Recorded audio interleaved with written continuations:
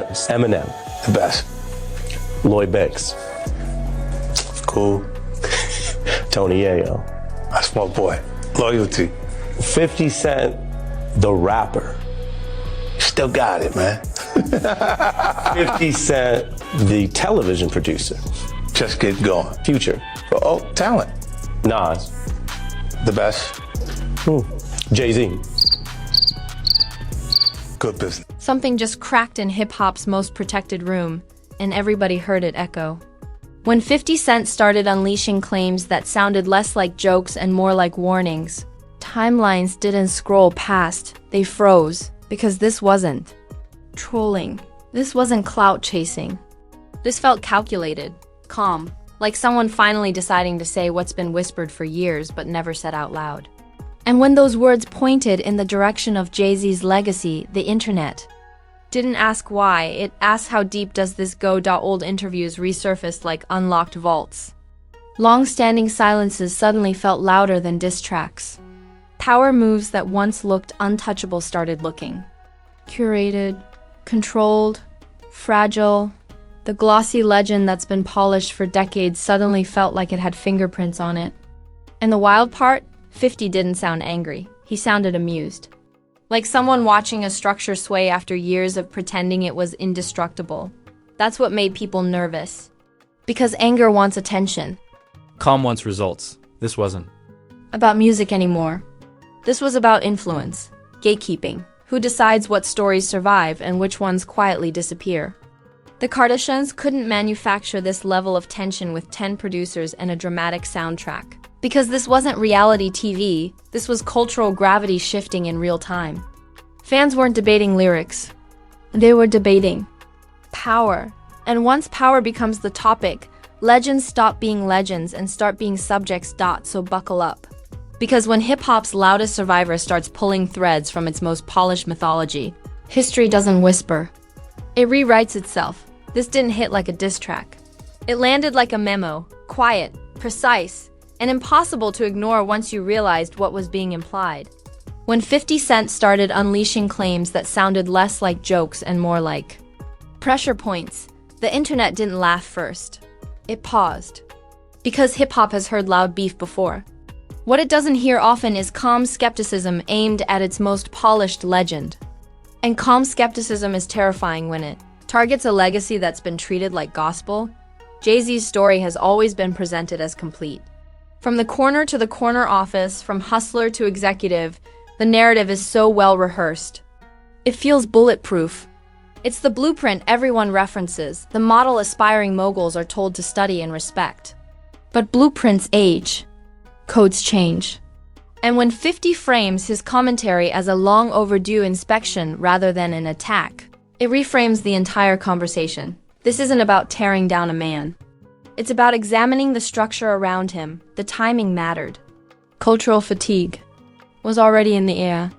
Fans were questioning gatekeepers across entertainment, asking why certain figures glide through controversy untouched while others get dragged for breathing wrong. There's a growing impatience with untouchables, with institutions that demand reverence instead of transparency. So when 50's claims landed, they didn't feel random.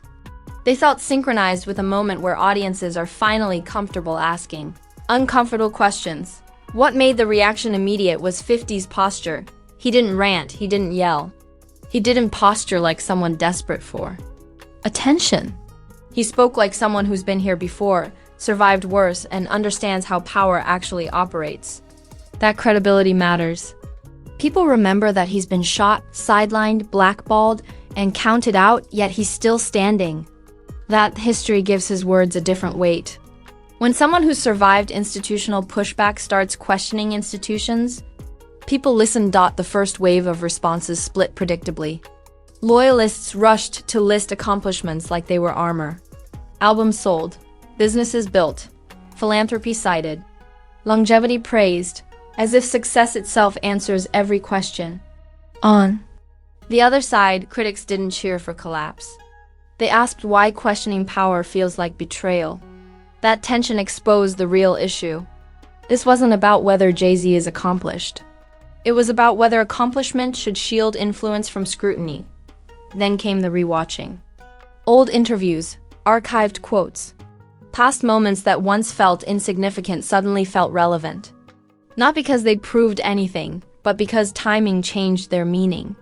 Silence during certain industry flashpoints now looked less neutral and more selective. Decisions once framed as strategic now looked curated. None of this was new information. But culture doesn't need new information to shift. It needs a new lens, and 50 provided one. The sarcasm did most of the work. 50 never needs to say everything. He lets implication breathe. That style irritates people because it suggests confidence without disclosure. Confidence implies knowledge. Knowledge implies vulnerability somewhere else. The internet treated his words like a puzzle. Was this about business influence? Cultural. Gatekeeping? Who gets elevated and who disappears quietly? No one agreed, which only kept the conversation alive longer. Jay-Z's response or lack of one became a storyline of its own. In an era where clapbacks are expected, silence reads. Like strategy. Some interpreted it as dignified restraint. Others saw it as calculation. Both readings fueled curiosity. Silence doesn't end speculation. It invites authorship. And the internet is always eager to write chapters when a page is left blank. Industry. Reactions were cautious to the point of eerie. No one rushed to defend loudly. No one rushed to condemn. That middle space is dangerous. It leaves room for interpretation, and interpretation online is merciless. Podcasts spun up asking whether hip-hop's hierarchy still makes sense in 2026. Commentators joked about an audit era, comparing the moment to corporate shakeups where once untouchable executives face uncomfortable questions. The jokes landed because they felt familiar. Everyone has watched institutions age. Few enjoy admitting it while it's happening. What's important here is how the word legacy shifted. Legacy used to mean finished work. Untouchable work. Museum-ready. Work. Now it sounded like a living document. Editable, debatable. Still impressive, but no longer sealed. That's the real impact of 50's claims. Not exposure. Not accusation. Permission. Permission for people to examine without whispering. This phase wasn't loud outrage. It was analytical curiosity. An analytical curiosity lasts longer. Outrage burns fast. Analysis lingers. People began asking systemic questions. Who controls narratives? Who decides which voices get amplified? Who benefits from silence? Those questions don't accuse anyone directly, but they destabilize comfort. And comfort is where power likes to live. The broader mood amplified everything. Audiences are tired of being told to clap without context. Tired of being scolded for questioning icons while institutions profit quietly. So when 50 frames his claims as part of a cultural reckoning rather than a personal vendetta, it resonates. Not because people want to see Jay-Z fall, but because they want to see power examined by the same rules everyone else plays under. This is where the idea of an ending becomes symbolic rather than literal. End of a legacy doesn't mean erasing accomplishments. It means ending immunity, ending unquestioned reverence, ending the assumption that success closes the book forever. Empires don't collapse when buildings fall. They weaken when belief shifts. And belief was shifting. By the end of this phase, the conversation had changed texture. Jay-Z wasn't just being praised anymore. He was being discussed, analyzed, questioned. That alone is seismic. Icons survive criticism all the time. What they don't survive easily is normalization of critique. Once questioning becomes standard, mythology loses its monopoly. This wasn't the fallout. It was the fracture line. The moment people realized the shine might not be the whole story, and that asking about the shadows doesn't make you disloyal. It makes you awake. Once the door cracked open, the internet didn't peek inside. It kicked it wider and dragged a couch in. The conversation exploded outward, no longer confined to what 50 Cent said, but what everyone suddenly felt licensed. To say this is the moment where whispers become commentary and commentary becomes culture. Because once a legend is discussed instead of revered, the tone changes permanently. And the tone changed fast. Celebrity reactions came wrapped in ambiguity. The way they always do when nobody wants their fingerprints on the glass. No direct callouts, no names dropped. Just carefully timed posts about unchecked power, long memories, and systems that protect themselves. Subtweets floated through timelines like smoke signals. Podcasts dropped episodes with titles that sounded neutral but felt loaded. Everyone pretended they weren't talking about Jay-Z, while making it very clear who the room was staring at. And then came the memes. Because memes are how the internet decides something is officially fair game. The polished imagery started, getting remixed, chessboards with cracked kings, blueprints scribbled over in red ink, side-by-sides comparing early hunger to late-stage polish. Humor did what humor always does. It made the unthinkable approachable. Laughing doesn't mean people stopped respecting the legacy. It means they stopped being afraid to touch it. The wild part was how quickly the conversation stopped being about 50 Cent altogether. He became the spark, not the fire. The fire was the long-simmering frustration with gatekeeping, selective elevation, and the idea that success grants lifetime immunity. Fans weren't dissecting bars anymore. They were dissecting structures. Who gets access to the rooms that matter? Who decides what stories get amplified? Who benefits from silence while others burn for speaking? Public outrage didn't arrive screaming. It simmered. And simmering outrage lasts longer. Comment sections filled with debates that sounded less like fandom and more like sociology lectures. With emojis. Some argued that Jay-Z earned every inch of his influence and that questioning it reeks of jealousy. Others pushed back, asking why power feels threatened by curiosity. That push and pull kept the conversation alive because nobody was actually trying to win. They were trying to define the rules. 0.50 cents role in this phase became almost mythical. He didn't double down. He didn't escalate. He let the culture argue around him like he'd already moved on to the next chessboard. That restraint made his initial claims feel intentional, not impulsive. Like an opening move designed to test reactions rather than force conclusions. And the reactions were loud enough to answer his question without Him asking another one. Defenders of Jay-Z leaned heavily into legacy. stats, sales, awards, deals, philanthropy, as if listing achievements could vacuum away discomfort. But those defenses unintentionally reinforce the critique. Because accomplishments don't negate power dynamics. They coexist with them. And the more people insisted that success ends all conversations, the more others asked why conversation feels so threatening in the first place. Media coverage shifted subtly. Profiles that once read like victory laps started including context. Praise came with qualifiers. Language softened from celebration to examination. That shift matters. It signals that the culture has moved from worship to analysis. Analysis is dangerous for icons because it invites comparison. And comparison invites reassessment. Podcasts went into full think piece mode. Hosts debated whether hip-hop is finally entering its post-legend era, where icons are treated like participants instead of monuments. Others argued this was overdue, that culture stagnates when reverence replaces accountability.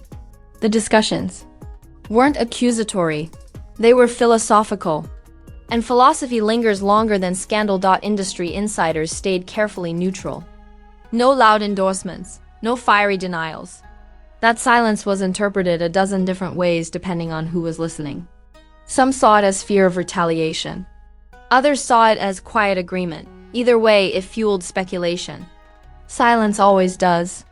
When powerful people stop speaking, the crowd fills in the gaps with imagination. The public outrage phase peaked when fans realized this wasn't about canceling anyone. It was about recalibrating who gets questioned. Once that realization Set in, the tone shifted again. Less rage, more curiosity. less dunking, more dissecting, people weren't demanding answers. They were demanding access to the conversation itself. Pop culture analogies flew everywhere.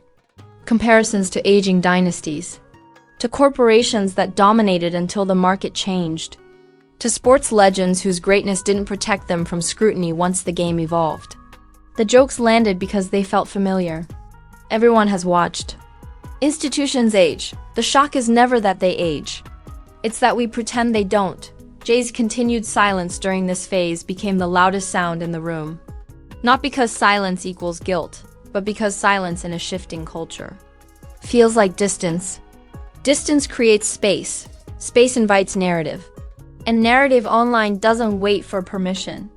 Fans interpreted the quiet as strategic patience or calculated avoidance depending on their bias. Both readings kept the story alive. What made this phase especially volatile was how it aligned with a broader cultural mood. Audiences everywhere are questioning institutions, media, politics, entertainment, asking who benefits from the rules as written. Hip-hop isn't immune to that wave. So when 50's claims landed, they didn't feel isolated. They felt synchronized with a moment that's bigger than any one person. By the end of this phase, the conversation had fully detached from its origin. It wasn't about whether 50 Cent was right. It was about whether unquestioned reverence still makes sense. The question itself became the headline. And once the question is mainstream, the answer becomes less important than the asking. This wasn't chaos. It was collision. Old rules meeting new curiosity. Legacy meeting skepticism. Power. Meeting daylight. And daylight doesn't destroy everything it touches. Sometimes it just shows what was already there. This is the part of the story people underestimate. Not the shock, not the outrage, but the recalibration. The moment when the noise fades and something far more dangerous settles in. A new way of seeing. By the time the internet stopped yelling, Jay-Z's legacy hadn't collapsed, but it had been refiled. No longer stored under untouchable, it now lived in a folder labeled discussable. And in culture, that's a downgrade you never fully reverse. The shift was subtle but immediate. Commentary cooled from hot takes to long takes. People stopped asking whether the claims were fair and started asking why the questions felt so easy to ask. That's when you know something moved. Because outrage debates facts. Recalibration debates meaning. And meaning lingers far longer than headlines. Reputations don't crumble when they're this established. They weather. They absorb. They adapt. But adaptation leaves fingerprints. The once automatic praise now came with footnotes. The admiration sounded more conditional, not hostile, curious. Curious is worse. Curious doesn't attack. It inspects. And inspection changes how power behaves in rooms where it once relaxed. Industry behavior reflected that inspection quietly. Not with statements, but with spacing. Conversations softened. Endorsements became more carefully worded. Silence replaced reflexive defense. None of this reads like drama, but drama isn't where influence shifts. Influence shifts in rooms, in meetings, in decisions that never trend. When tone changes in those rooms, gravity increases. And increased gravity affects everyone nearby. The internet clocked the new tone immediately. Comment sections turned analytical. Fans spoke in paragraphs instead of punchlines. People compared eras, questioned systems, and debated whether longevity should equal authority forever. The legacy wasn't being denied. It was being contextualized. Context is kryptonite to mythology, because mythology thrives on simplicity. Context complicates everything. What lingered most was how the story didn't need new fuel to stay alive. No new claims. No new statements. Just the residue of a conversation that refused to close. Every unrelated headline now arrived with subtext. Every success felt examined. Every silence felt intentional. Once a narrative gains subtext, it never returns to surface level. 50 Cent's posture in the aftermath amplified that effect. He didn't gloat. He didn't escalate. He moved on like someone who had already accomplished the point. That calm exit reinforced the perception that this wasn't a rant. It was a test. A test of whether the culture was ready to question power without being told to sit down. And the culture passed. Fans who once treated legacy as sacred started qualifying their praise. Still a legend, but is seismic. It marks the moment reverence turns into evaluation. Evaluation invites comparison. Comparison invites scrutiny. Scrutiny invites accountability. None of this destroys a legacy overnight. But it permanently alters how that legacy operates in public space. Media coverage subtly adjusted as well. Profiles became less glossy, more analytical. Praise came with framing. Framing invites debate. Debate sustains relevance in a different way, a heavier way, the empire didn't lose visibility. It lost insulation. And insulation is what keeps power comfortable. Jay-Z's continued silence during this phase remained flexible enough for everyone to project onto. Some read it as dignified patience. Others read it as strategic distance. Both interpretations kept the story alive. Silence, when power is being questioned, is never neutral. It becomes whatever the audience needs it to be. And that malleability is risky when Curiosity has momentum. This is where the phrase end of a legacy reveals its real meaning. It doesn't mean erasure. It means the end of immunity. the end of unquestioned dominance, the end of the assumption that success closes the book. Empires don't vanish in hip-hop. They evolve, they merge, they rebrand. What falls is the expectation that they exist above critique. The broader ripple effects extended beyond one name.